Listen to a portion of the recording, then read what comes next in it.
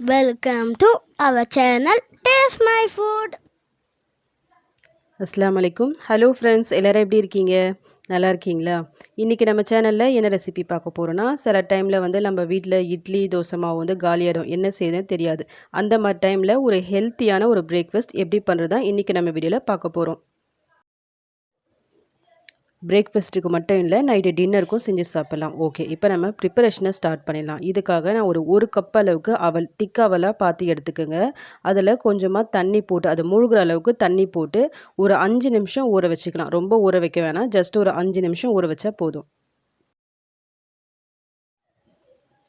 அவல் ஊறத்துக்கு ரொம்பலாம் டைம் எடுக்காது. ஒரு 5 நிமிஷத்துலேயே நல்லா ஊறி வந்துடும் பாருங்கள். இப்போ நல்லா ஊறி வந்தாச்சு.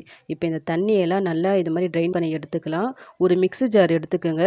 இந்த வடிகட்டின இந்த அவலை வந்து ஜாரில் போட்டு நல்லா ஃபைன் பேஸ்ட்டாக அரைச்சி எடுத்துக்கலாம். தேவைப்பட்டால் கொஞ்சமாக தண்ணி போட்டு கூட நீங்கள் அரைச்சி எடுத்துக்கோங்க.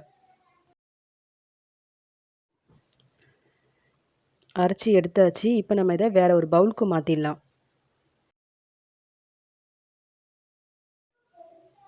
இப்போ இது கூடவே ஒரு அரை கப் அளவுக்கு ரவை சேர்த்துக்கலாம். நான் வறுக்காத ரவை தான் எடுத்திருக்கேன். ஒரு கப்பு அவல்னா அரை கப் அளவுக்கு ரவை சேர்த்துக்கலாம். 1/4 கப் அளவுக்கு புளிக்காத தயிர், ரொம்ப புளிச்சிருக்கக்கூடாது தயிர், அந்த மாதிரி பார்த்து எடுத்துக்கோங்க.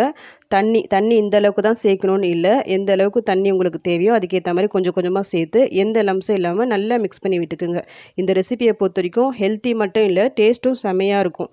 இது நம்ம ஈவினிங் பசங்க ஸ்கூல் விட்டு வீட்டுக்கு வராங்க பார்த்தீங்களா, அப்போ கூட ஸ்நாக்ஸ் கூட செஞ்சு கொடுக்கலாம், ரொம்பவே நல்லாயிருக்கும்.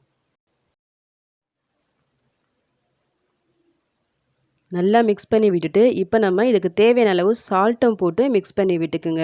இந்த பேட்டரை பொறுத்த வரைக்கும் ரொம்ப ஓவராக தண்ணியாகவும் ஆகிடக்கூடாது, சேம் டைம் ரொம்ப திக்காகவும் ஆகிடக்கூடாது.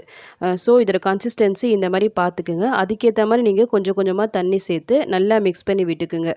இப்போ நம்ம இதை என்ன பண்ணலான்னா, அப்படியே மூடி போட்டு ஒரு 10 நிமிஷம் வைக்கலாம். அதுக்கப்புறமா ஓப்பன் பண்ணி பார்க்கலாம்.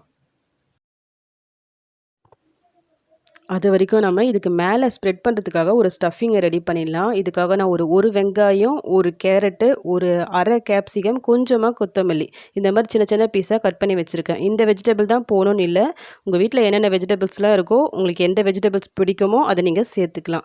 இதுக்கு தேவையான அளவு சால்ட்டு போட்டுக்கலாம். கூடவே காரத்துக்காக நான் ஒரு அரை ஸ்பூன் அளவுக்கு மிளகாய் தூள் சேர்க்குறேன். மிளகாய் தூளுக்கு பதிலாக நீங்கள் பச்சை மிளகாய் கூட சேர்த்துக்கலாம். பட் நான் பசங்க சாப்பிட்றதால நான் மிளகாய் தூளே சேர்த்துக்கிறேன்.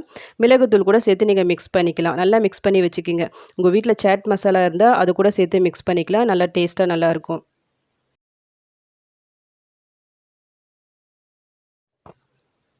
ஒரு 10 நிமிஷம் கழித்து நான் ஓப்பன் பண்ணுறேன் பாருங்கள். இப்போ இது இன்னும் கொஞ்சம் நல்லா திக்காக இருக்குது. தேவைப்பட்டால் நீங்கள் எக்ஸ்ட்ரா கொஞ்சம் தண்ணி சேர்த்து கூட நல்லா மிக்ஸ் பண்ணி வச்சுக்கலாம்.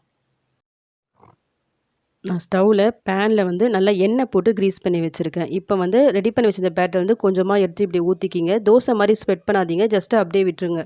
அதுக்கு மேலே நம்ம ரெடி பண்ணி வச்சுருந்தோம்ல இந்த வெஜிடபிள் ஸ்டஃபிங், அது மேலே நல்லா இந்த மாதிரி ஸ்ப்ரெட் பண்ணி விட்டுக்குங்க. தேவையான அளவு எண்ணெய் போட்டு லோ ஃப்ளேமில் வச்சு நம்ம குக் பண்ணலாம். எண்ணெய்க்கு பதிலாக நீங்கள் பட்டர் இல்லை நெய் கூட சேர்த்துக்கலாம்.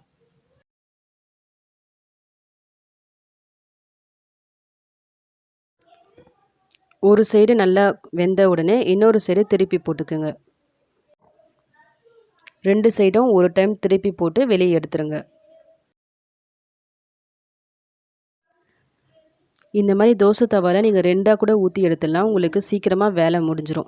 இதேமாதிரி நம்ம சேனலில் நிறைய ஹெல்த்தி ரெசிபிஸ் பிரேக்ஃபாஸ்ட்டுக்கு டின்னருக்கு செஞ்சு சாப்பிட்ற மாதிரி நான் போட்டிருக்கேன். அந்த வீடியோஸ் வந்து செக் பண்ணி பார்த்துக்குங்க. கண்டிப்பாக யூஸ்ஃபுல்லாக இருக்கும். இது வரைக்கும் நம்ம சேனலை சப்ஸ்கிரைப் பண்ணாதவங்க ப்ளீஸ் சப்ஸ்கிரைப் பண்ணிக்கிங்க. அப்படி நீங்கள் சப்ஸ்கிரைப் பண்ணும்போது பக்கத்தில் பெல் ஐக்கான் இருக்கும், அதை கிளிக் பண்ணி ஆல் சொல்லிட்டு ஒரு ஆப்ஷன் வரும், அதையும் செலக்ட் பண்ணி வச்சுக்கிங்க. அந்த மாதிரி நீங்கள் செலக்ட் பண்ணி வைக்கும் போது தான் நான் அடுத்தடுத்து போடக்கூடிய வீடியோஸ் வந்து உங்களுக்கு நோட்டிஃபிகேஷனாக வரும்.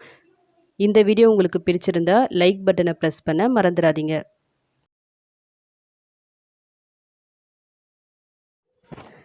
ஹை ஃப்ளேமில் வச்சு செஞ்சிடாதீங்க. அப்புறம் வந்து உங்களுக்கு தீஞ்ச மாதிரி ஆகிடும், உள்ளே வந்து அந்தளவுக்கு வேகாத மாதிரி இருக்கும். ஸோ லோ ஃப்ளேமில் வச்சு குக் பண்ணுங்கள். உங்கள் வீட்டில் கொஞ்சம் சீஸ் இருந்துச்சுன்னா நீங்கள் அந்த வெஜிடபிள் ஸ்டஃபிங் போடுறீங்களா, அதுக்கு மேலே கொஞ்சம் சீஸ் கூட நீங்கள் ஸ்ப்ரெட் பண்ணி கொடுக்கலாம். பசங்க வந்து ரொம்பவே லைக் பண்ணி சாப்பிடுவாங்க. வெஜிடபிள் சாப்பிடாத பசங்க கூட இந்த செஞ்சு கொடுங்க, கண்டிப்பாக உங்களுக்கு ரொம்ப பிடிக்கும். ஏன்னா டேஸ்ட் வந்து ரொம்பவே சூப்பராக இருக்கும். இதுக்கு சைட் டிஷ்ஷாக நீங்கள் நல்லா காரமான தக்காளி சட்னி இல்லை கார சட்னி வச்சு சாப்பிடுங்க, ரொம்பவே சூப்பராக இருக்கும். நான் இன்றைக்கி தக்காளி சட்னி தான் செஞ்சுருக்கேன். உங்கள் வீட்டில் அவல் இருந்துச்சுன்னா இன்றைக்கே இதை ட்ரை பண்ணி பாருங்கள். ட்ரை பண்ணி பார்த்துட்டு சூப்பராக வந்துச்சுன்னா மறக்காமல் எனக்கு கமெண்ட் பண்ணுங்கள்.